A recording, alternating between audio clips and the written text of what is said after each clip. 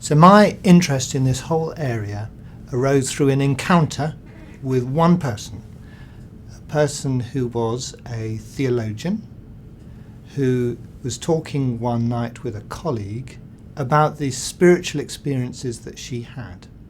And her colleague said to her, well, this sounds a bit like epilepsy. Could it be epilepsy?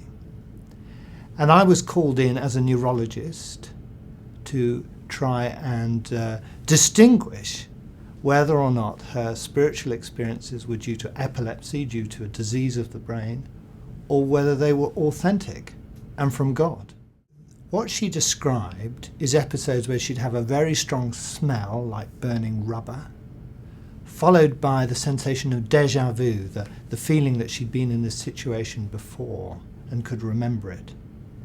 And then this overwhelming feeling of bliss, of the ineffable, of some divine presence. Now, Dostoevsky, the Russian novelist, described exactly those feelings just before having a convulsion. And he wrote about it at length using the character of Prince Mishkin in The Idiot.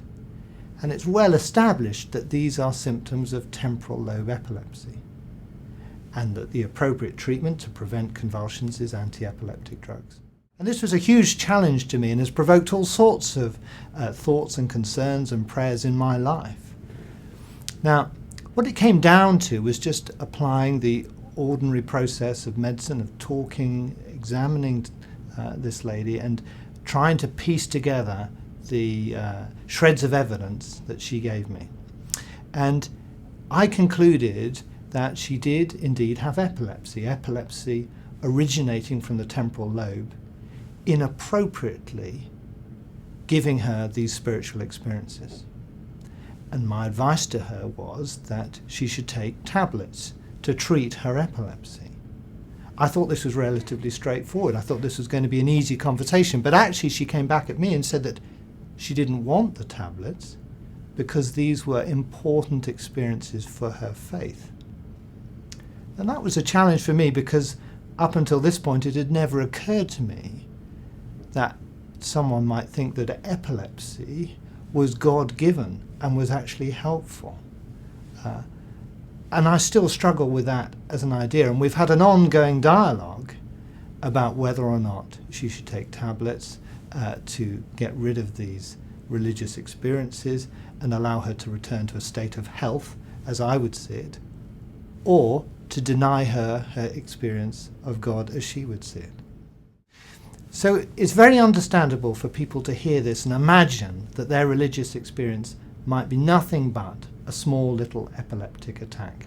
I can quite understand that. However, there are two things I'd want to say to be reassuring. The first is this, that epilepsy can stimulate any part of the brain. It can induce a whole lot of different emotions and feelings. For instance, for example, fear. An epileptic attack can induce fear when there's nothing to be fearful of. Now, that fact should not alter anyone's appreciation of fear when confronted by a lion or a tiger, which is perfectly appropriate. That's a real emotion experienced appropriately. Secondly, when people of a faith have been studied scientifically, clinically, with EEGs, electrical recordings of the brain, there's no sign that people who have spiritual experiences in that context have epilepsy. So all this observation is telling us in this small number of people with temporal lobe epilepsy is that the human brain is wired up to experience God, that it has the capacity to experience God.